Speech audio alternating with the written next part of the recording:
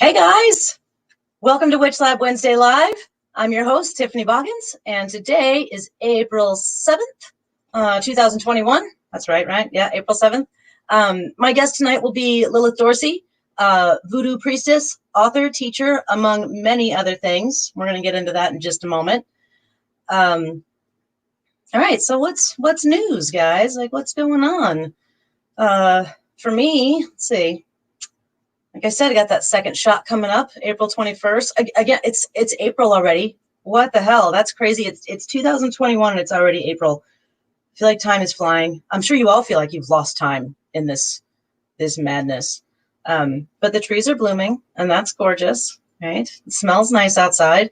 Those of you with allergies are pissed off, but I get that, you know. And I'm sure like every third person who has allergies is like, God, I hope it's not COVID, because that's a real thing now. Like, thank God it's only the flu or only allergies or only a cold. That's what we keep saying is like, oh, you're sick, but you're not COVID sick, which is great. And numbers are going down, which is great. Although I just saw my friend Andrew, who has the Hermit's Lamp in Ontario, Canada, they're actually going back to pickup and website stuff only because their numbers are spiking right now. So still wear your mask, right? Still be careful. Still stay away from people. It's not time yet. We're still in the baby stages. Be good. And if for those of you who follow me on Facebook or Instagram for my personal page, you'll see that I made these little smell therapy things for my daughter because she got COVID months ago and it wasn't bad for her, but she still can't smell anything. So I made her little smell jars, and these are just little amber jars that have like a dropper top in them, but so you can smell them, but they're filled with like coarse salt and then just essential oils on top. So the salt will load up with the oils, and then you just smell it and it won't spill or anything. They're kind of like those ones that you can get that are aromatherapy. They look like a tampon applicator, actually, but they're really neat. And they smell good. And so what they're saying is that when people who have lost their smell, if they start using these kind of little things to get their smell back, it'll actually help. So it kind of triggers it, right? So I made her eucalyptus and clove and lemon, verbena, and some rose geranium. So hoping those will work. I'll keep you guys posted. And I'm not drinking bourbon tonight. I'm actually drinking something that I wanted to show you guys. This is really cool. So I got this new herb in at the shop, and I haven't put it for sale yet because I wasn't sure what I was going to do with it. I want to make a tea. I want to do some other things. It's these little blue flowers, and they're called butterfly pea, but they're also called clitoria. It's clitoria ternacea, I believe it's called. But what they do, so they have lots of health benefits and they're amazing, but the really cool thing they do is they turn stuff blue. So I'm sure you've seen like the blue tea and stuff like that. I had this half a bottle of gin that I just put the flowers in a few hours ago, and it's already like super, super dark, right? So I was gonna make my drink in front of you guys because this does a really cool thing. Get my little strainer.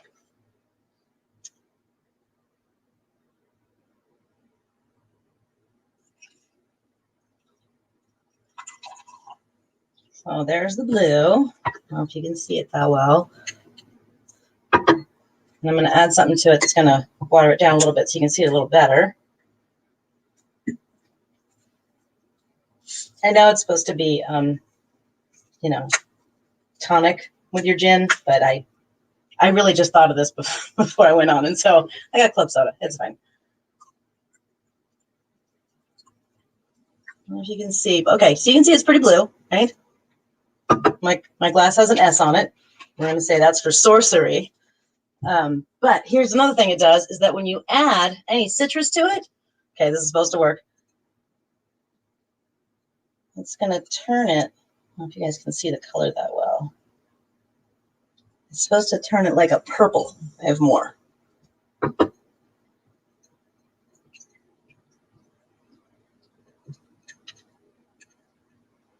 feel like it definitely got a little lighter. Let's put that whole thing in there. Oh, it's so cool. Look, you can see the purple on top of the lemon. That's fun. All right. It tastes like a gin and club soda, which is good enough. It's fine. But this is neat. And this is my first experiment with it. You can do all kinds of cool shit. Like you can make a tea, right? With just put it in some hot water, and then you can make ice cubes. So you can have like blue ice cubes and whatever drink you want. So that's fun. Okay. But yeah, and I'm going to sell that at the shop. I'm just not sure what I'm going to do it. I'm going to make it a tea, or if I'm thinking about making a tincture with it too, because it has tons of health benefits. It's like I was looking them up and I'm like, it's like not what does it do? It's like, what doesn't it do? Like, seriously, you want to lose weight? You want to grow more hair? Do you want to be less depressed? Do you want to run faster? It's like literally everything you can think of. It's just this laundry list. The only thing it doesn't do is have a taste of its own, strangely enough. So you can add it to anything. So it won't make your ice cubes or anything taste weird. I saw a guy make rice with it the other day. He made blue rice. It was really cool. Okay. Sorry, that was a whole tangent about my drink tonight. You know. Oh, one of the things I wanted to do is I wanted to try to share this broadcast to my personal page. I wanted to see if I can do that real quick. Yeah, there it is.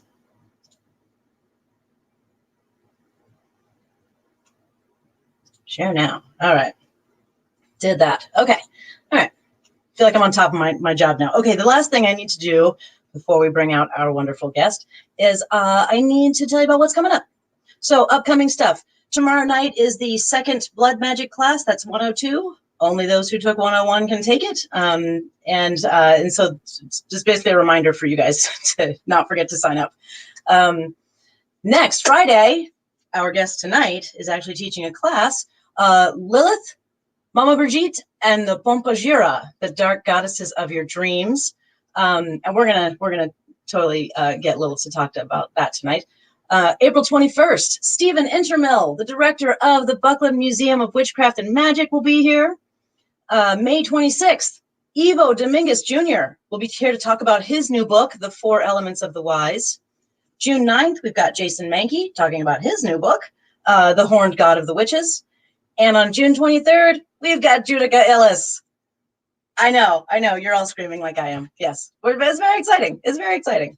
Okay, so let's get to our guest tonight, shall we? She is a voodoo priestess and an academic, holding degrees in anthropology and filmmaking. She's a filmmaker. She's a dancer. She's a choreographer. She's a teacher. And she is the author of Voodoo and Afro-Caribbean Paganism, the African-American Ritual Cookbook, Love Magic, Orisha's Goddesses and Voodoo Queens, and her newest one, and this one is also on our employee pick book of the month, Water Magic, right? So, folks, allow me to introduce Lilith Dorsey. Hello. Hello, welcome. Yay. Let me turn my volume up so I can hear you. All I can hear is me. Okay. That's better. Thank you for coming on our show. Thank you for having me on. This is wonderful. I'm always happy to talk about anything anybody wants to talk about. I'm a talker. Good. You're going to be perfect then. That's awesome. Hey, are you wearing blue lipstick? I am. It's like a whole theme tonight. Oh my gosh. Well, it's water, right? Oh, I didn't even realize that was going to work out that way. I was hearing all those benefits. I think that sounds fantastic. I want to lose weight and grow hair and run faster and like all of those things. I'm serious. Like the way that they talk about it, if you take it every day, you're going to be bionic in some way. All right. I know. It's exciting. And so because our show is live, that means that people get to ask you questions, which is always very fun. Yeah. And let's say some hi's to our people. Hi, Betty, Christina, Richard, Ruby. Oh, we got so many people. Mark, who is the one who was just saying he just finished one of your books last night. Great. Peggy, Jessica, Rachel. And yes, Rachel, purple drinks. So Rachel loves purple in a way that we call her Purple Rachel. And Rachel, I've made a way to make you a drink that is purple. And if I put more citrus in, it'll be more purple, I promise. Let's see. Richard, Lisa, Sarah, Tara, sorry. So many people. Yay! Oh my gosh. Okay. So people who are watching, don't forget, you can ask Lilith questions whenever you want. And if I remember, I will look and ask them for you. Sometimes I get caught up in conversation. You know, it happens. I hear you. Okay. So again, thank you for being here. I feel like it's been a long time coming. The first time I contacted you was 9 months ago tomorrow. Wow. Isn't that crazy? Oh But my God, baby. You were in the middle of a huge move. You were on your way to New Orleans. Yeah, I made it. Yay. I'm so glad you made it. Yeah, So yeah. Right. You moved your whole life, right? You were in New York? Yes. Oh. Native New Yorker, which is a rare thing these days. And it was just with the pandemic and everything. And my landlady was horrible. And fortunately enough, I had just bought a house. So I decided to just hurry up and make the move. And it was great. My best friend drove me in a U-Haul. It was like Thelma and Louise, but in a U-Haul in a pandemic. And not ending with death. Probably a little bit of fear and loathing, but that's a whole nother story. But oh, actually, that sounds like a good story. we made it, and I'm here, and it's an adjustment like everything these days, but it was always my second home. You know, I traveled here 5 times a year before I moved, so it just sort of made sense, you know, and now I have a yard, and I have a whole big house, and I'm opening a Voodoo B&B next door, so a lot of stuff going on. Really? Yeah. You're opening a B&B? That's cool. Yeah. I'm gonna come stay with you. All that right. Sounds fun. So 5 times a year, why were you traveling so much at the time? Well, there's a lot of stuff, I think, really. You know, I had to come from Mardi Gras. You know, it's one of my favorite holidays. Somebody asked me once, is it the most religious holiday? And not really. I mean, we do some things. We greet the dawn with the Northside Skull and Bones gang. My dear friend, Sunpie Barnes, they have a ritual and song and dance and parade and everything that they sort of revitalized from 100 years ago. And it's just amazing. It gets a ton of people, and that we always have to do that Mardi Gras morning. I would never miss that. And then, you know, I came back when I was working for Dr. John as a dancer and a choreographer. You know, we came back, unfortunately, for his memorial service. He passed 2 years ago, so I was back for that. And, you know, lectures and events and things like that. I teach at HexFest. So there's a lot of stuff I do down here.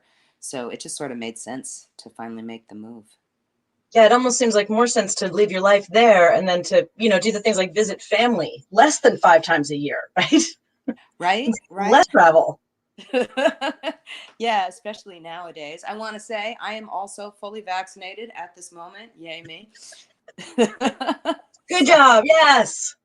So, baby but steps. Yeah, you're right. We got to still be safe. I did a post not that long ago about making magical hand sanitizer. That's one of my favorite things to do with like Florida water and lavender and, you know, kill anything amount of alcohol in it. So, you know, we got to keep using it. Yeah, we took, so a lot of the distilleries around here, they switched over to making hand sanitizer during the pandemic instead of making, you know, the vodka or gin that they made. And so we were using that local stuff, and then we were adding essential oils to it. Nice. But at some point they stopped making it. And so Florida water, the people who make, like, you know, Lehman and Murray's or whatever, who make Florida water, started making hand sanitizer. And so we've been using that now to make ours, like to you know, add the stuff and put it in a spray bottle. It smells amazing. We have a lemongrass one that I just can't get enough of. Oh, that sounds delightful. I love them. I love them all so much. But yeah, I think it's important to keep that up. You know, the hand sanitizer, the masks, the staying away, the not going out as much as you can. All of that cool stuff. Yeah. Which I hate. I love going out. Love it. No, I know, me too. So it's hard, and there's so many events and everything. There are events that I've done for 25 years in a row. So it's really strange to me to not have my spiritual family Yeah. around me like that. So, I mean, I get to see them tiny on my phone, but it's not the same thing. It's not the same thing. I cannot wait to do an interview in person. Oh, That sounds great. the timing and the energy exchange that you get in person is just, it's a high. I love. It is. And it's such a nice way to connect with people, and just sort of hang out. That was always my favorite thing about any kind of interview, that you could just like be with the person and, relax and let it all hang out. Yeah, yeah. I keep hearing from teachers, like what you're going to be doing on Friday, how exhausting it is to not have a live audience, to have just this screen where you see you talking, but you don't get to see that many reactions from people because most people have their cameras off. And so it's just you talking almost at yourself for, an hour to 2 hours, depending on the class. And Najah Lightfoot, when she taught for us, it was a wonderful class, but she was exhausted for days afterwards because it's just so draining to not get the feedback, from your audience. So, It is. It's a completely different thing, I mean, I went to film school and I'm used to being on camera, so that part doesn't bother me. But honestly, I miss hugs. I think anybody can relate to that. I so mean, I much. was a part-time nanny for my day job, so I had all these little people hugs all the time, and it makes me so Oh, sad not to have all these, young people hugs. Again, I can still see them, online and things like that, and we play Legos and stuff, and oh, that's cool. That's really cool. I know we have some questions. Let's see. Uh, so Richard asks, Lilith, do you have any advice for inspiring necromancers? Okay, that's a good question. I mean, I think would just do whatever you can to sort of strengthen the connection with the dead, your own personal connection to the dead. I know with my godchildren, what I have them do is leave offerings every morning, coffee or water or something like that. Before you take anything into your own body, you give them something. So you're establishing that kind of bond. Hmm. And then the only other thing I would say would just make sure you've got your protection, your warding, your centering, all of those things strictly in place, because especially if you're beginning, sometimes the boundaries can get a little, I don't know, blurry, shady, whatever you want to call it. So you want to make sure that you're protected and your core is solid at that point when you're moving in those realms, and plan really well. My mother, who is not watching this, although maybe she is, but I don't care, is a bit of a eccentric, is what I'm gonna say. But she had this thing where she's on the astral and she's running around punching everybody in the face, and I was like, "What you doing that for, Mom?" So just sort of have a plan what you're gonna do when you get there, and sort of think it through as to what the consequences of that might be.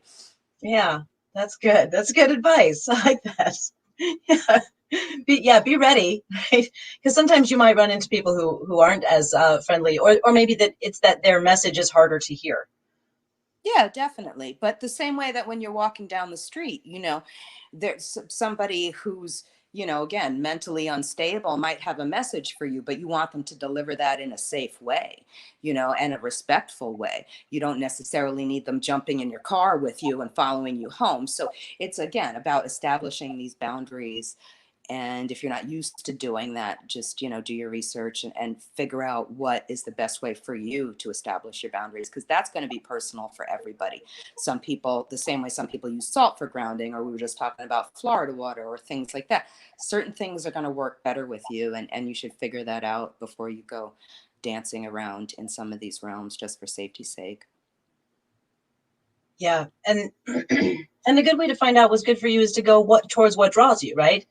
Like Yeah, what is it definitely. that if Florida water is something that you feel strongly about as a protectant, or or salt, or whatever it is that you do, because a lot of people are like, well, which one should I use? My answer is always, what do you think? Like, which one makes the most sense to you? Which one feels the safest to you, right? Because if it doesn't feel right, then it's not going to work as well. Yeah, definitely. And then try it out. You know, I had a friend that used to make all these, you know, come to me, love attracting things. And then she would get on the commuter train to go visit her partner. And again, all these like real sketchy people would come to her in the train station and try and rub up against her. So that worked too well. You know, when you have this thing on you, are you feeling grounded? Are you feeling centered? Are you realizing that maybe those annoying people aren't bothering you? Maybe you're being more focused. Maybe you're being more, you know, full of clarity and successful when you have that on you. And that's definitely something, if it works during the day, chances are it's going to work when you're using it in those night realms and the realms of the dead. Right. Awesome. And Rachel here says that when you get a chance, you should visit her friend Eureka Starfish at Always Lounge. So I'm guessing that she's in Vegas. Vegas. What interview am I in? She's in New Orleans. Is she a performer? They have performers at the Always. I almost went last week, but we went to the Vampire Cafe instead. Oh my God, you have such cool places to choose from. Oh. I know, it's nice. It's nice. They just opened it. So it was like, oh, we have to go to the Vampire Cafe. Oh, that sounds wonderful. We've got some latecomers. Let's see. Hi, Jonathan and Shalisa and Michelle, Jean, Anisha. Hey, guys. And Anisha says, love your book, Orisha's Goddesses and Voodoo Queens. Oh, thank you. That's so sweet. Book. That is an amazing book. I'm very excited for the class. I'm getting such amazing feedback. You know, I always got little dribs and drabs of feedback before, but now it's just so phenomenal to me that not a day goes by where somebody's like, this is so inspiring and it really helped me, you know, get to this place of self-love and celebration about Orisha's, you know, African goddesses and voodoo queens. Oh, thank you. Yeah, and yeah, so Shalisa says one of the best books I've come across. Absolutely. Oh, and Rachel says that her friend is a drag queen. So. All right. So yes, a performer. Yeah. Yes. All right, let's see. I have questions for you. Okay. Let's get down to my questions, shall we? Let's see. Well, okay, so it's something I always like to ask the guests on my show because I think it's important for people to see lots of different origin stories, you know, to know that they fit in somewhere, right? Everybody fits in somewhere. So what's your origin story? How'd you find magic? Oh, geez. And some people were brought up with it. Some people, it's not, they never had to. It was what they grew up with. But some people, you know, like me, I was 15 and I found a witch store. And that's like, oh my God, what? You know, like suddenly there was that aha moment. Did you have that? Yeah, I think so. When you said that to me, I was like, you know, origin story for me, it really almost kind of seems like a superhero origin story because there was so much craziness when I was growing up. Like I had no name at all to begin with. People always ask me like, why'd you take the name Lilith? And my parents named me Lilith, but they couldn't decide on a middle name. So I had no name at all. They didn't put anything on the birth certificate. So again, magically that left me in this weird sort of limbo state. And then I grew up with a whole bunch of trauma in Brooklyn, in, you know, a lot of volatile people, a lot of crime. You know, my parents tell stories about the SWAT team coming in when I was 2 years old and stuff like that to get the neighbors, and the FBI was watching the house, and like it was this like sort of heightened existence, I think. And that's why to me it almost seems like a superhero origin story, because it really was deep in the root of Gotham with all the little seedy underbelly of things, you know.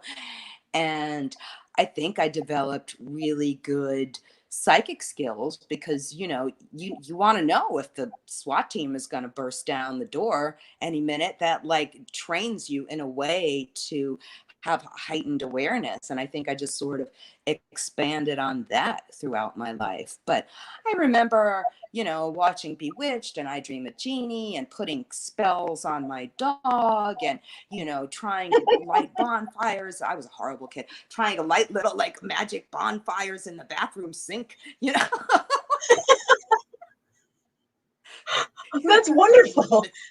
Hair, and So you had he's always making Spidey sense potions. and you were a pyro. Got it.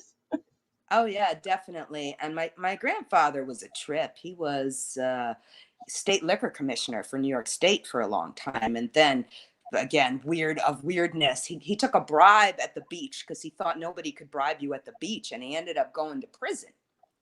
So when he got out of prison, this was, before I was born, but when he got out of prison, he became a liquor salesman.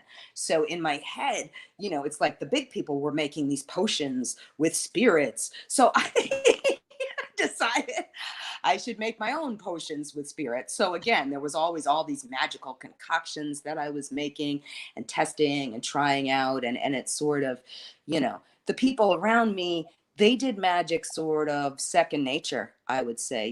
There were Okay. things like, okay, I'm going to throw salt over my shoulder, or, I come from a long line. My mother's family, her mother was a redhead. My daughter's a redhead. So this thing about, don't step over the threshold on New Year's Eve if you have red hair. That has to be somebody who has dark hair, because they call it first foot in Scotland. So there were all these things like that about, okay, don't do this, do this.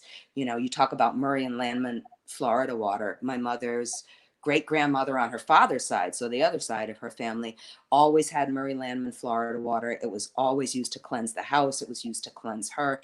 She had a giant St. Joseph altar, and that was where you went for, just anything that was stressing you out, any kind of relief. So all of that stuff was just, I didn't even know it was magic. I just thought this is what big people do. They have a lot of cocktails, and then they do these weird things that don't make any sense. And, it just sort of went on from there. But New York in the beginning was, I mean, it was hard. Like magic, I'm jealous of all these, younger folk now, because it was hard to get access to magic. I went into Magical Child and enchantments, and they would throw me Oh, out when I was 12 or 13 because I didn't have any money. And they're like, you can't afford these books. What are you doing? And I was like, but, please let me come back. So it was really this hunt for magic and hunt for a community. And I finally found some other people that were like-minded by the time I was a teenager. And it just sort of grew from there. I love that you were sneaking into the Magical Child. I think that's an amazing part of an origin story. I think that's really fucking cool. Definitely. I took the subway by myself. It was a thing. So I have a question. No one can bribe you at the beach? That's what he thought. I don't understand that. I mean, I want to write a screenplay about it one of these days, because I think it was right after they tried to get Hugh Hefner, and they were trying to, the IRS and the FBI was trying to jam him up. So then they just started this giant crackdown in all of New York City. And I think my grandfather got caught up in that crackdown. But, he had some weird ideas. He thought there's no way that this was an undercover cop at the beach, That's so Interesting. Oh, okay. I see what you're saying. As in, why would this guy be here? Like this, that's too ridiculous almost. Yeah. He thought I it thought must maybe be. I thought maybe it was like one of the superstitions, like you just can't get bribed at the beach. I don't know. No, he just was a little, I mean, again, we were Sicilian, so it was a different kind of mindset. It's kind of like Sicilian madmen is where he was coming from, He was Right, a big right. entertainment lawyer and all of this stuff. So there was always that kind of showbiz kind of thing going on. Rachel says that her family always followed the foot first thing, and it was always her because she had the darkest hair. That's great. I don't know what I'm going to do now. Like, my roots are gray. I'm going to have to import people to first foot into my house. Like, which is funny. I did hear somebody say they do it a lot in New Orleans too. And sometimes people will just grab a kid off the street and be like, kid, come here. Like, I'll give you $1 if you walk into my house. Pretty sure that'll get you in trouble. I know, right? That's Right? probably It a bad sounds idea. very sketchy, but apparently people still do it. Like, this is the thing. Yeah. Okay, so along with your origin story, what was the first witchy book you read? Huh. Jeez. I think There was a couple. I mean, my mother had the Crowley deck, you know, so I had the book of Thoth, Oh, and again with the you know, first printing, you know, whatever. I hope the rats in her house haven't eaten it, but so I would look at the pretty book plates and stuff like that. But my best friend in high school and I, we got the crappiest book ever called Instant ESP. And I remember we would go through every exercise in this thing. Like, it had a really good journey meditation. And I think I just sort of did that and expanded on it. But it's ridiculous to me now how this was the thing that we like poured over and studied, you know, this whole kind of thing. So we silly. start somewhere, right? Yeah. Hi, Kitty. So Richard would like to know, what movie or documentary do you think best represents your magical beliefs? It's hard to say. I mean, I did make my own documentary, but I'm not going to plug it because it's not currently available. Still trying to figure out the best way to distribute it. But there's a couple that I would recommend. Jaimin Hansu did a movie called In Search of Voodoo about voodoo in Benin, which is really Okay. fascinating. There's a lot of stuff about Mami Wada in there. I talk about that in my Orisha's book. There's also a friend of mine named Regine Romain who made a documentary called From Brooklyn to Benin. She's really active and she's Haitian. She's really active in the Haitian community in Brooklyn. So that's really fascinating to me to see her journey and how she went back to, you know, to talk about the Haitian roots and how it's practiced in Brooklyn and then also how it's practiced in Benin. So that's really fascinating. That is fascinating. Yeah. Rachel would like to know, what do you feel is the most magical spot in NOLA? It depends on what for. Oh, that makes sense. Well, it does. Like It that. does. I mean, if you were gonna do a healing, they have the healing grotto in the International Shrine of St. Jude, which is across the street from Marie Laveau's grave. So they've got a holy water font there, and then there's a place where you can Oh, light wow. candles, things like that. So that would probably be if I was gonna do a healing and I wanted the most magical healing place, because that's been used, you know, since Marie Laveau's time, pretty much, as a place of healing. The Mississippi, where you walk over the train tracks and then down right in Jackson Square, has always been a really magical spot. One St. John's Eve, we did a giant ritual there with my priestess Miriam, and Dr. John, the jazz musician. It was wonderful. It was great. We were feeding the homeless people, and we sang for like 3 hours standing there at the river. So that's always been a beautiful sight for me. And then, you know, my new book, we're reprinting my Voodoo and Afro-Caribbean paganism book, and we went out to Jean Lafitte Swamp. So I love that swamp, and that's, again, got its own magical New Orleans vibe. There's a whole bunch. I did a tourist series once. I'm thinking I should redo it, actually, now that I live Yeah, down here. you But definitely yeah, it should. depends. You know, Marie Laveau's grave is great, but now it's restricted. You have to pay a tour guide to get in there. So it's not as magical an experience as it once was, I think, you know, because you've got to come with, you know, 20 other tourists who are like, I saw Yeah. American Horror Story and me, you know. So All right, so we're going to totally side tangent here, since you are a filmmaker and you know, into that kind of thing. What do you think about American Horror Story, especially the Coven series? Well, I mean, I thought it was definitely entertaining. I have a friend who played the snake handler preacher in the first episode, which I think is hilarious. That's awesome.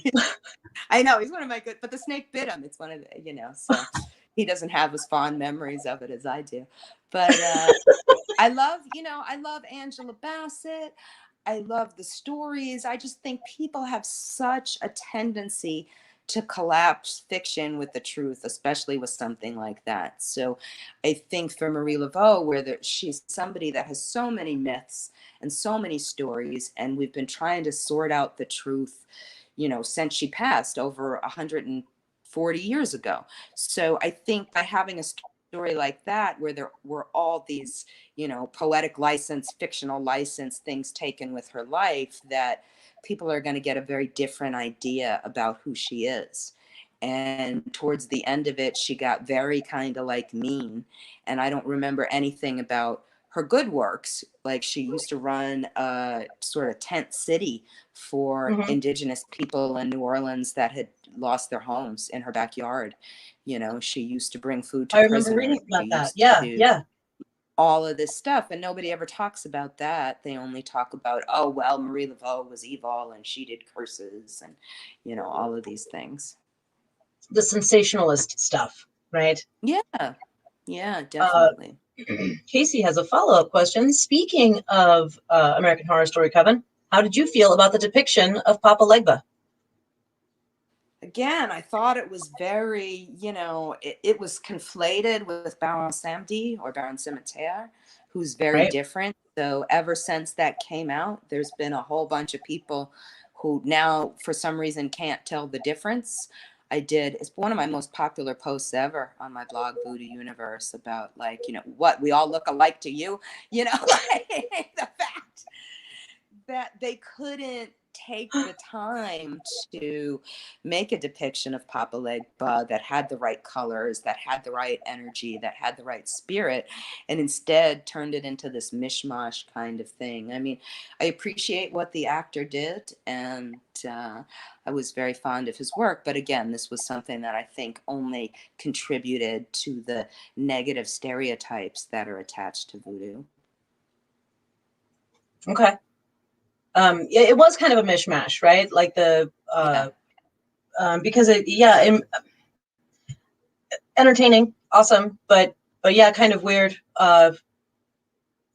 Because it did feel almost like they were kind of, I don't know, I don't want to say forcing it, but they were just they were making it entertaining, right? They were just mashing it up and making it something that they could present to people that would be sensationalized and fun. But I want to talk about appropriation versus appreciation in just a minute. But we have somebody. Oh, this is different. This is about mastering witchcraft, and you're welcome. That is a great book. Oh, nice. It's awesome. They were talking about thank you for the Mastering Witchcraft by Paul Husson. They managed to find an original hardcover in fantastic shape. Nice. That's great news, and that's a great book. I love that book. Okay, so let's dive into. There's a couple of things I want to talk about. I want to talk about ATRs in general, and for those who don't know, that's African traditional religions, right? Yes. Make sure I'm getting that correct. Yes. You're the expert on these things, so if at any point I'm wrong, just be like no, because you're here to teach me too. Like I need to know. I need to know, if I'm saying stupid things or insensitive things, or if I'm being a stupid white person and fucking something up. Please tell me. Don't be afraid to yell at me. Just be like, no, that is wrong. Slap my hand. Okay, so. One of the things that you mentioned is Christianity in ATRs was a way to hide what they were doing. My dog is freaking out. Oh, no. Sorry. It's okay. Yeah, I think it was. I mean, they weren't allowed to have books, and if they were, the only book they were allowed to have was the Bible. There were no Christian statues. There were laws, black codes here in New Orleans. There were laws in Haiti against the religion. I mean, the religion in Haiti wasn't even Haitian Vodou is the proper term for it, or Vodou. And it wasn't even recognized by the government there until the past maybe 3 or 4 years. So this is a relatively, even though the religion goes back to the original settlers of the island of Santo Domingo, which is what it was called before, Columbus got there. But it is something that was never allowed and almost always suppressed. But whereas Christianity was something that was encouraged on a lot of different levels, and so a lot of these areas did adopt Christianity as a nation, as a country, as a people. So for those people who wanted to still continue to practice the African traditional religions, they would do things like use the saint statues, and a lot of the saint statues were hollow, so they would put the magical ingredients up inside the statue, so that way when they were praying to the statue, they still knew they were praying to the sacred ingredients for that particular energy that they were trying to give honor and respect to. Yeah, the thing with the hollow statues, that's one of the things I had written down that I wanted to talk to you about, because I found that really interesting. It's like hiding in plain sight, right? Like keeping the things that you're actually worshiping up inside something that's just a covering, right? I think that, you know, the keeping that the current of the tradition alive, even though it had to be hidden, right? So forgive me if this is a weird question. Are you familiar with Kimbanda? Yeah. I mean, So, I'm not initiated in it or anything, but yes, I am familiar with Kimbanda. I'm vaguely familiar. I'm not initiated, just as a research type thing. But it's been explained to me that Kimbanda was kind of like, whereas like, a lot of things were like, no, we're not Satan worshipers. We love Jesus and stuff. Whereas Kimbanda was like, you know what? We're just going to go that way. We're going to be like, you know what? Fine. You want to call us Satanists? We're just going to be Satanists. It's going to be great. So it was almost like they like steered into the curve, right? Like, fuck it. We're going to be that. Yes. And I think that, I don't know if I talk about this in the book, but I did a lot of I have a degree in anthropology. I did a lot of my work with people who worked with indigenous people in Central America. And a lot of the different indigenous cultures in Central America have this image of someone that they call Tio, which translates to uncle, which has a pitchfork usually, and again has these colors of red and black and things like that. So for me, I think that there was some blending of the traditions, especially when you talk about Kimbanda. If you look at the slave trade, so much of Kimbanda is practiced in Brazil. That's where it originated from. The slave trade went from Africa to Brazil, and then a lot of those people were then transported to the United States and elsewhere. So it's sort of this middle passage stop where there was connection between the indigenous people. There were a lot of different, they're more of a blend than we are in the United States in Brazil. So there was more of a blend of cultures, a blend of people. And I think that some of these other things got mixed together with the Kimbanda thing, and the same way that we're talking about, oh, it's okay for you to have this. They had this image already, and it sort of jived with a lot of the energies that some of the enslaved Africans were worshiping when they came over. So it sort of got blended together. And you asked about blending and appropriation. To me, it's sort of it's a time thing. You know what I mean? In those cultures, we're talking about enslaved people who were forced in many situations to have these kinds of practices, or limited in the kinds of practices that they could have. Now it's kind of like, we know better. When my daughter was little, I fed her soy all the time, not realizing that soy is, I'm not going to go off on a tangent about soy, but soy is not healthy, people. It's not even classified as a food by the FDA, so I would never do that again with a child. But at the time, this is what we thought was great. Yeah, eat soy. It's vegetarian. Yay.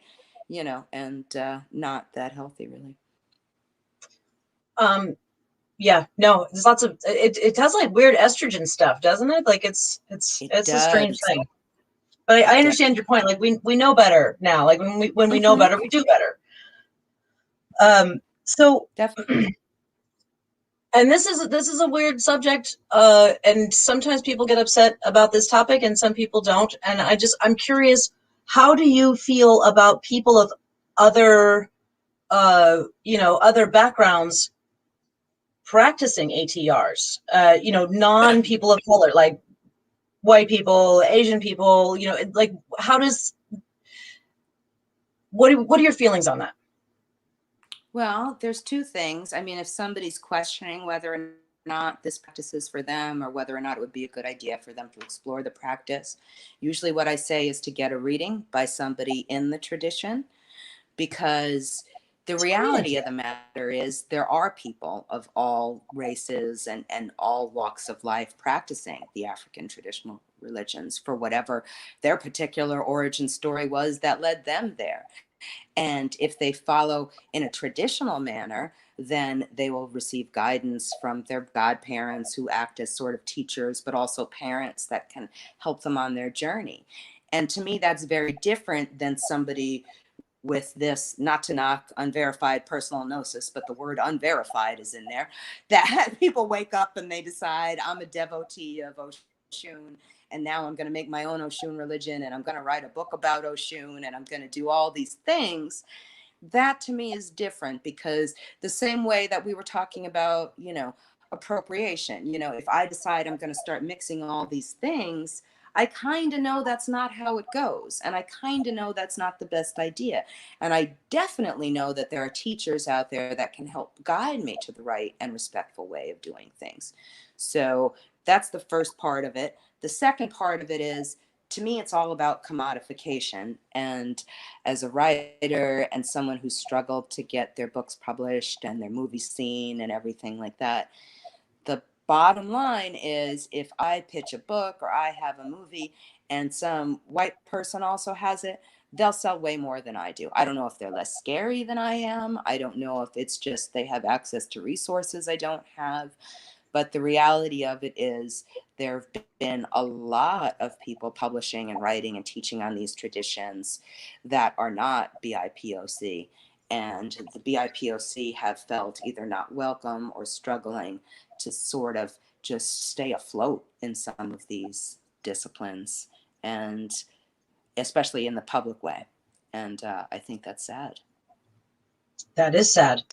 That's absolutely sad and fucked up that they would, that somebody who doesn't, come from that background would actually be more popular. I can't speak for the public. It pissed me off too sometimes. Oh my God. It does. It does. It's frustrating. So the best way, and I've talked to other people about this too, and really pushing the idea of appreciation as far as, like, as opposed to appropriating, right? But actually appreciating the culture, and the religion and the traditions. I love what you said about getting a reading, though. Getting a reading from a practitioner. See what that says, right? Go from there. Because I know that there... Just go ahead, I'm sorry. Yeah, because that will allow you to know whether or not you should move forward. And then you'll be part of, maybe they'll take you in, and then you'll be part of that family. And you'll have that kind of, not just guidance, but protection from the outside. I mean, we all know people, again, that do that, and they function really well. But that's because they have the guidance of people in the tradition already. So you do readings, correct? Yes. What kind of readings do you do? Like tarot or... Yeah, I do tarot card readings. I read with the New Orleans Voodoo Tarot. I also read with the Dust to Onyx Tarot. Louis Martinet, who's the co-author of the New Orleans Voodoo Tarot, has been my priest and friend for about 25 years now. So it works really well for me. And I just adore Courtney Alexander. She stayed at my house when I was still living in Brooklyn. And the Dust to Onyx Tarot is such a beautiful deck. So I use that one as well. But I also read palms and pendulum and dowsing rods, and whatever I need, really, to sort of figure out what's going on with people and what they need. What's your favorite form of divination? What's the one you go to first? Probably tarot. Tarot. Yeah. I loved the thing you had in Water Magic, the little bit about tarot cards related to water. I love that part.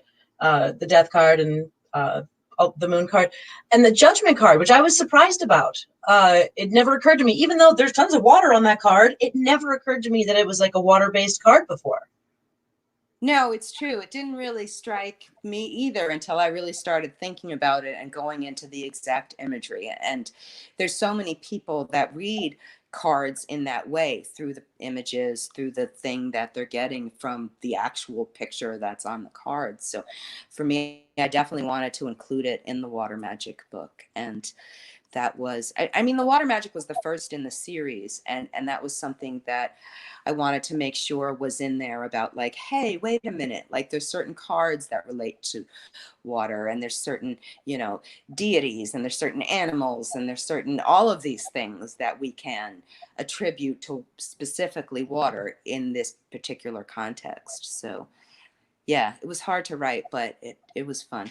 I think so one of my questions was, why a water book? Like that was one of the things, like why, I mean, I love that you wrote it, and I love water magic. I've been called a water witch many times. I do most of my thinking in the shower, that kind of thing.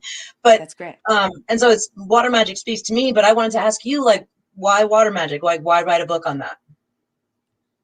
Honestly, it wasn't my choice. Heather Green is my editor at Llewellyn, and I think I had a feeling you might say that. Right? But no, it's funny. Once I started writing it, I realized it made perfect sense, you know, but before she had asked me, I don't have any planets in water. I'm all fire and air. You know, I don't even like to go swimming. I don't like, I'm just not a water person. One of my favorite parts of it was when you described different types of water and how to use that in magic. Because that's something that I've always done, is collected types of water. I collect snow. I collect lake water. I do the. It's almost like a Bach remedy type of collection, where I'll actually use a water bowl and put it like let's say you have a weekend with friends, right? I'll just put a bowl of water like in the center of the room and leave it there for the whole weekend, because it absorbs all of those things, and then that can be used later. So I loved the list of types of water and how you use those. That's beautiful. I think that's so nice. I mentioned Louis Martinet. He used to, if we were at an event, he used to take the program and rip it up and stuff it in a bottle of water, which I always thought was great. And then it was like the magic water from the event.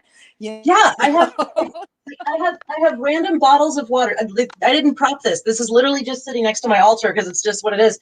And this is like this is a whiskey bottle that I had brought on a vacation, and it has on it like where we were and all the people that were there and the dates and everything, so that if I need that, got that. And also the little bit of whiskey in there helps keep it from going bad. Yeah. Well, pro tip. That's great. Do I say that in the book? I've been to Ireland, I think 3 times now, and we went to the Jameson factory and we went to the Guinness factory, and both times they said that the translation for whiskey is Ishkaval, which is water of life. So I was like, wow, that's fantastic. That is fantastic. Well, that's good. I drink a lot of that. That's helpful. Yeah, water of life. Yep. Tons of water of life. And my brother is here to remind me that I grew up around water. I grew up at the beach. I grew up on an island, Long Beach Island in New Jersey. I grew up on and around that island all the time. So yeah, I was, and sometimes it's tough because I'm so landlocked living in Columbus, Ohio. You know, I will go stand at the river across the street, but it's not the same as standing at the ocean. It's a whole different thing. So periodically I just need to go back there and just stand there for a while and refill my ocean needs. No, it's true. True. I mean, I grew up like in Bay Ridge, which, if anybody knows Brooklyn, is like right in where the water, you know, the Verrazano, where the river goes out to the ocean. So yeah, right there. So my daughter, my middle daughter, she just turned 14. She's obsessed with Brooklyn. So she actually got her dad to plan their family vacation this summer, going to Brooklyn. So Nice. I can ask you. So, and you don't have to do this now, but if you think about it, any good places they should see, or you know, like, you know, your favorite restaurants, that kind of thing. Like, she's just obsessed. She's got a Spider-Man thing going on, and Nice. and Miles Morales, I think, lives in Brooklyn, and so. Oh, see, that's it. So yeah, she's the Brooklyn Bridge Park is amazing. And talking about waters, that's where I used to go and leave my offerings for Oshun, because it's one of the few places you can actually get down to the East River. But it goes all the way from underneath the Brooklyn Bridge all the way up to about Sunset Park, and it's great. Like, there's biking, there's water, there's ice cream stands, there's, you know, sports. You can rent a kayak. It's like crazy. awesome. I will let her know that. She's so excited to go, and she's going to be psyched beyond belief when I tell her that you're from Brooklyn. Because I completely forgot all of that about that when I was telling her about my guest, and also, you know, just thinking about. So now every time I hear the word Brooklyn, I've got little alarms that go off. I'm like, oh, Anna, she needs to know more about Brooklyn. Yeah, yeah. No, it's a good place. That's where I used to take everybody when they were coming to visit. So it's like, oh, you got bagels, you got ice cream, you got. That's what I told her. I was like, go have bagels while you're there, please. Yes. Have some pizza, have some bagels, and then you're going to come back to Ohio and be like, why, Mom? Why? Why'd you leave? True. It does spoil you. Yes, yes. It does. Yeah, East Coast food, I think, that's the hardest part about getting used to being in the Midwest is the food's not the same thing. And Columbus is like a test market, so we get all of the new fast foods and like chain restaurants and stuff. Yeah. But it's not like little family owned stuff, you know. There's some here. There's a little bit here, but there's not nearly as much as the East Coast. So I miss that. I miss big slices of pizza. Oh yeah. Yeah. My daughter cried visit because there was no good pizza. So. Yeah. Yeah, they cut. Grown, there's places here that cut round pizzas into squares, and it's really fucking weird. It's still the hardest thing I have about living here. Forget that. It's so strange. Somebody had a question a bit ago that I needed to say. Where was it? Oh darn it! Where was it? Oh, somebody was asking if you have a YouTube channel or a podcast, and I believe you do. You have a YouTube channel, don't you? I do. I have a YouTube channel. You were talking about tarot. I have a whole series on there of different recipes for the whole major arcana. It's a recipe for each major arcana card. So that's on there. There's a lot of stuff about, you know, I used to do a series called Witchcraft and Voodoo with Sable Aradia. So there's a whole bunch of stuff on there about like intro to witchcraft, intro to voodoo. So we did a bunch of those. I also did a show called The Popper Culture Show with my co-host Jason Winslade, and we did a lot of stuff about pop, occult, television and film and things like that. So yeah. All of this is on your YouTube? Yep.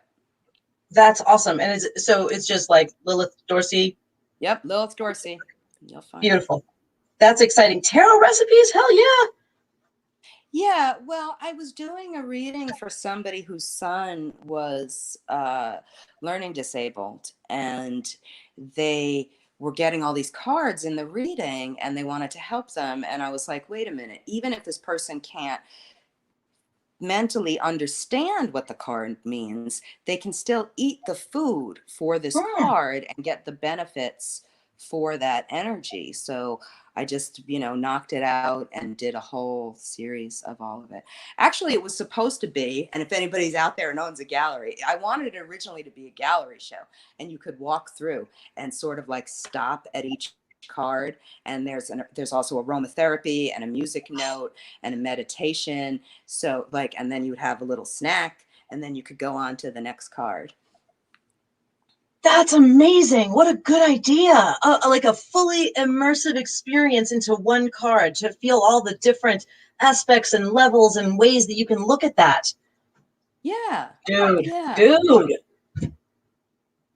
I thought it would be good because my whole thing is always about like, is this something, like I said, I work a lot with young people.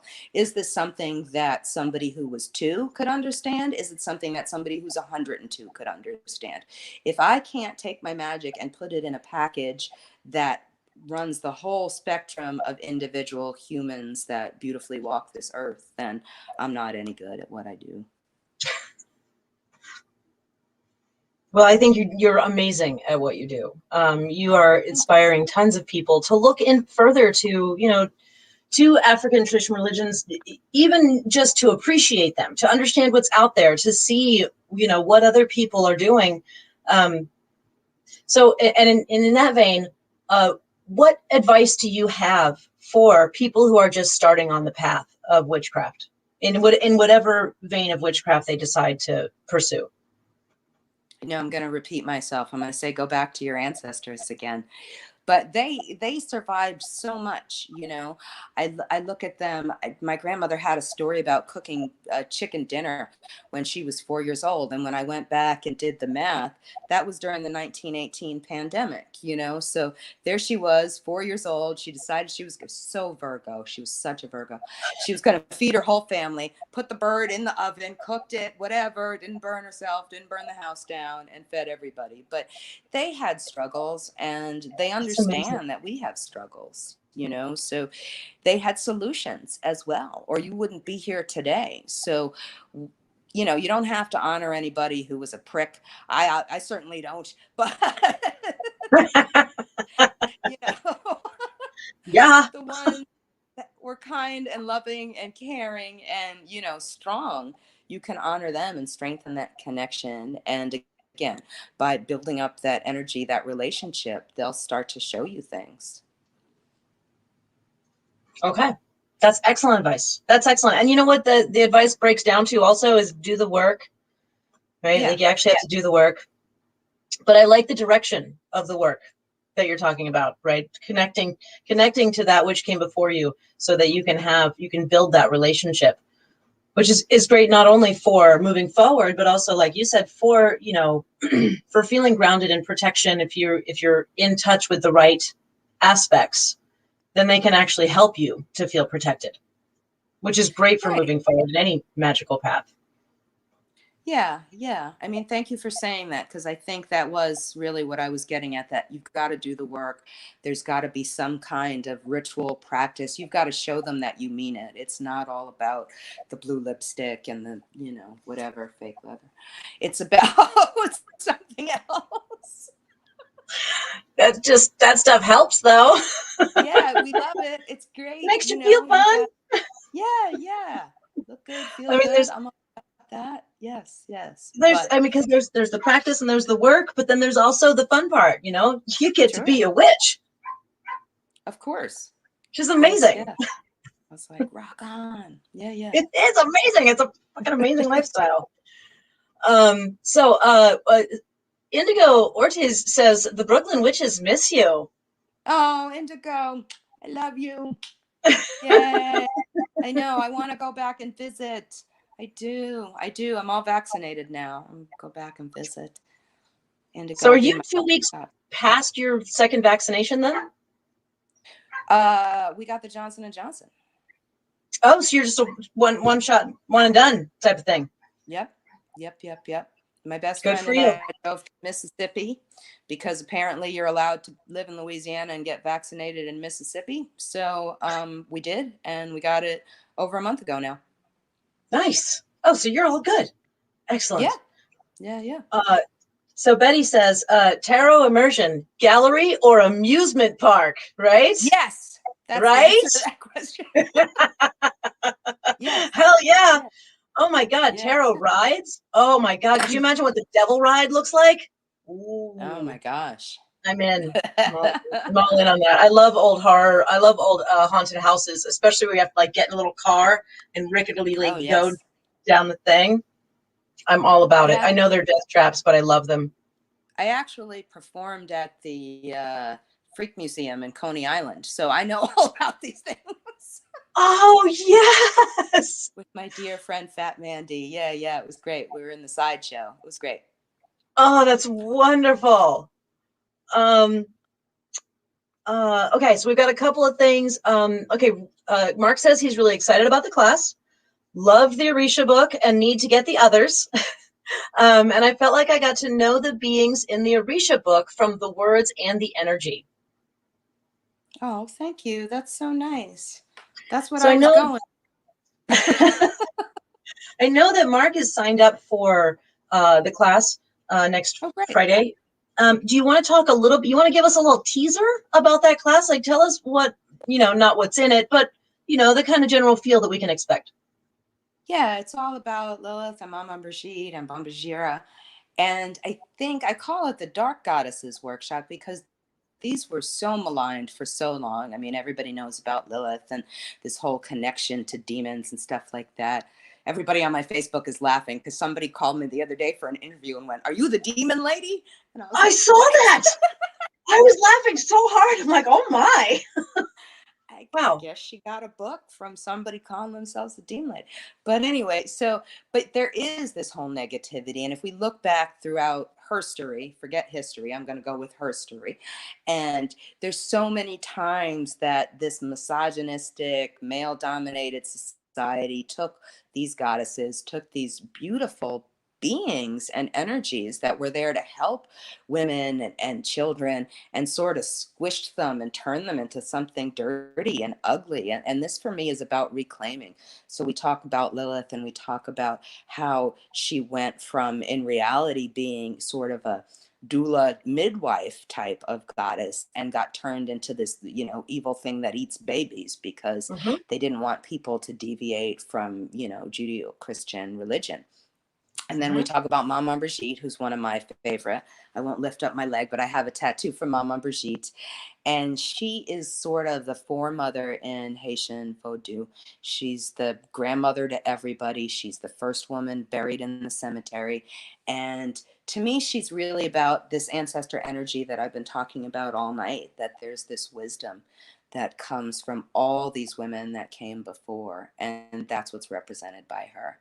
And then Pombagira, we were talking about Brazil. There's so much about her that has to do with sexuality and lustiness and unabashed, unashamed sexuality. And I think it's beautiful that she celebrates that. But again, it's something that people don't necessarily think of as good or okay. And it is good, and it is okay. Yeah. So Mark, who was actually talking about it, Mark H. Williams, he actually wrote Embracing Lilith, which is one of our he's actually a Lilith expert and devotee, and he teaches our classes on WitchLab. Periodically does like Lilith classes and Kabbalah classes, and he teaches all of them. But yeah, he's going to be. It's amazing to have him in the class too. He's one of the sweetest people I've ever met in my life, and so knowledgeable. So I'm excited to have you both in the same class. It'll be fun. Not that That's great. you're the teacher and he knows that, but he's just so amazingly sweet and receptive, because he reads everything he can find on Lilith, and and he signed up for your class immediately as soon as I said the word. Oh, nice. He was like, oh, yep. So I'm very excited to get you two to talk to each other. It's gonna be great. Yay. Okay, so Joe has a question. How did you get involved with Dr. John? Any good stories from touring or recording? Way too many to go over in this thing, but Mac was wonderful. Dr. John's real name was Mac Rebenak, and he was like a dad to me. I just loved him. My favorite, I think, the story, I told you I'm around young people, so the story that I can tell the young people, the PG version, is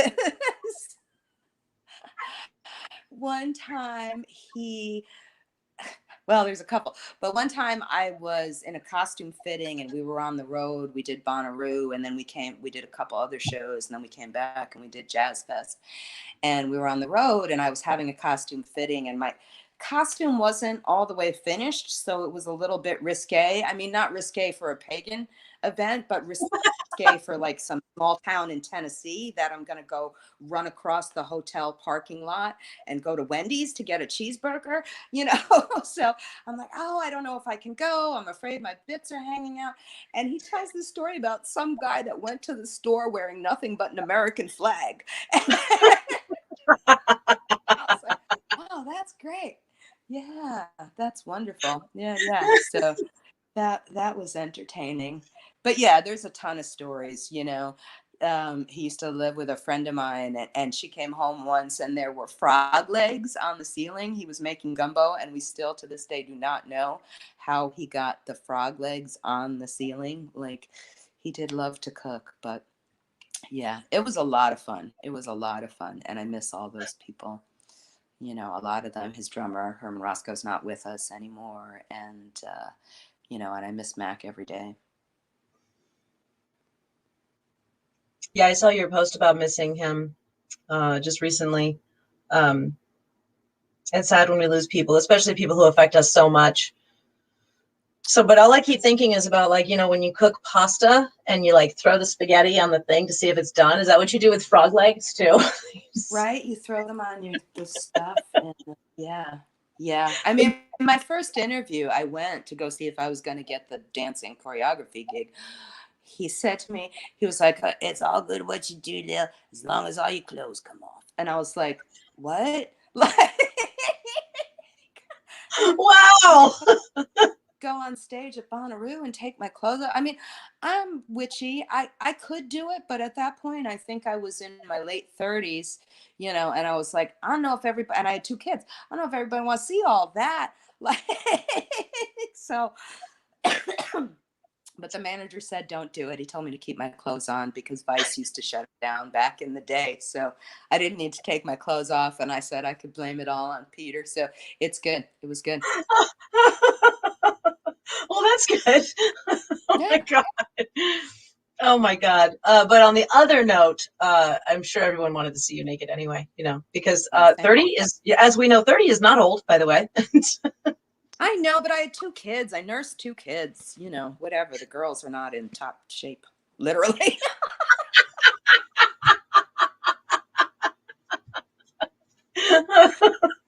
Okay. So let's see. Casey says, so I must admit, because I love NOLA and always look for reasons to return, it looked like Hexfest might still be occurring this year. Would you happen to know if they're doing online classes? And I just saw the Ocean African Magical Quarterly periodical and wanted to ask what type of information is usually published within that. Whew, Okay. that's a lot of things. Yeah. The official word is that there will be an in-person Hexfest this year. I do not Mhm. know if it will be online. I do know it was online last year, and I think there's still a way to access all of those classes. So, but because it's going to be in person, I'm not so sure they're going to do a full online component, but probably that would be my best guess for that. Um, and they, you know, they run online classes all year. Most of the presenters also do online classes for the Mhm. store, the head store all year. And the Oshun African Magical Quarterly, that was the first publication I ever started back in 91. We don't publish it anymore. You can find it in libraries and things like that. If somebody's really jonesing for a copy, I do have PDFs that I can sell them. But it was a very, I would check my blog out because it's a lot of similar information, a lot of really basic information about the Orisha. Although we did have a slammin' reviews section from a gentleman named John Gray, who wrote a 800-page annotated bibliography about African traditional religions called Ashe, and it's in like the teeniest of type. So this person was the most thorough person I've ever met, and they used to do the reviews and they were really good. But other than that, pretty much the rest of the information was pretty basic. And my blog has over, I think, 680 posts now at this point, so chances And are you can find stuff on there. where can they find your blog? Voodoo Universe, if you Google Voodoo Universe, you'll find it. It's on Pathos, but nobody can ever spell Pathos. Patheos. I'm like, I'm not even sure if I can spell Question after mark? writing for them. But Voodoo Universe, you put that in there, it'll pop up with the blog. Okay. And so the next question we have is, do you have any recommendations on Santa Muerte books? I'm gonna make a sad face. Hmm. Um, there are a few that I like, but nothing that, no offense to anybody, nothing I'm screaming like, oh my gosh, run out and buy that book, because I think that there's still a lot of work that needs to be done. So you're saying there's a hole in the market? Yeah, I think there is. I mean, there's academic books and then there's practitioner books. And I think, you know, one of the strengths of my things is that I managed to do both. And I think people want both. You know what I mean? They want to see what historically and practically the you know, magic has been about a topic. And then they also want to know somebody's down there and getting dirty and lighting candles and doing all of this stuff. And I don't think there's one that really covers both of those sides. Okay. And Mark also says, love Lilith, and she's so maligned, as you were saying before. True. Yeah, It's true. absolutely. Let's see, what else we got here? So excited for this class. Me too, Rachel, me too. Oh God, and she says, you had Dr. John's voice down. That's amazing. I'm not as good as Mac. I wish I had it down. And Indigo spelled out Pathos for us. Thank you. Thank you, Indigo.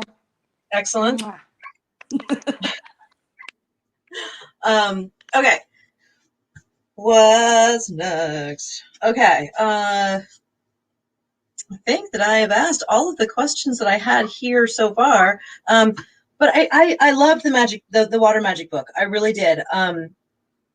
I thought it was, it touched on so many things like magical places and, like you said, magical animals and rituals and magical stones and seashells. It is extensive in a whole way. Like if you want to know about water magic, I mean, I used to teach a course that was elemental magic, right? And every month was a different element. And I wish that this water magic book had been around when I taught that course. It would have helped me be more than it was, because there's just so much good there. So my next question is, what are you working on now? What are you excited about? What are you doing? Oh, okay. Well, right now I'm working on the Voodoo B&B. That's been the, Okay, all right. getting it ready and getting it where it's supposed to be. I also mentioned the re-release of my first book, Voodoo and Afro-Caribbean Paganism. It's going to be coming out in June. It's called Voodoo and African Traditional Religion. We took the paganism off of it. Needs must. And so, yeah, that's going to be coming out. And then I guess just, I got a couple of other things in my brain, but things have been so nuts here. I haven't really, I published 2 books last year, and then we're re-releasing this one this year with a whole new chapter, and it's all revised and all of that. So I feel like I haven't had a minute. I'm trying to have a minute. We'll see what happens. All I hear about a book that they have out currently, they're already done with that book and they are on to something else. And so, which I understand, because that's what we do, right? By the time this book comes out, you've already done all of the work. It's a finished package. You're almost sick of it by now. You're like, on to the next thing, which makes sense to me. Yeah, definitely. Although I'm so happy, Orisha's Goddesses and Voodoo Queens came out 10 months ago, and it's still #1 on the goddess list.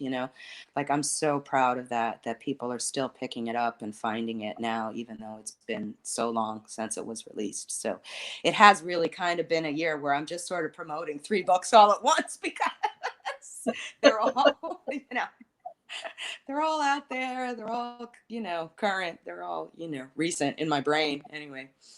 Yeah, like I said, when I started contacting you, it had only been out for a month or so. Yeah. But again, you were in the middle of a move. Like, it was impossible. And my show was a baby show at the time. I think I'd only been doing it for a couple of months. And I was probably like really tentatively reaching out anyway, like tiptoeing in, like, hey, you want to be on my show? Oh my God. Well, I'm so glad we put it where we put it. I am, definitely. And I realize now, when you're telling me this, like, I did an interview the night before I left. And this is what bugs me. I'm glad I postponed yours, because I kept my cable box so I could have Wi-Fi for the interview. And they charged me an extra $200 for keeping that box for 1 day, because I had to terminate the contract, and then it was a whole other month. So I am sorry I postponed, but I'm glad I didn't postpone it any longer, because I was doing interviews up until the moment I drove out of that house, and it was, crazy. Oh my God. Cable companies are evil. They are evil. They are. Yes. I haven't found one I like ever. No. We have like evil, more evil, and worst evil here. It's like Spectrum is the worst evil, and then there's like AT&T is kind of evil, and WOW is like a relief because they're not so bad. Still sucks though. We have Cox, which it's just very telling that they're a bunch of cocks over there. That is not the name, is it really? Yeah. That is very telling. Horrible. Horrible. Our worst one actually had to change the name because they had such a bad reputation that they had to go from being one. They had to completely just become a different company because they were so evil. And people were like, I still know it's you. Like when you send me stuff in the mail, I don't think you're a new company. I know who you are. Liars. Anyway, the evils of that.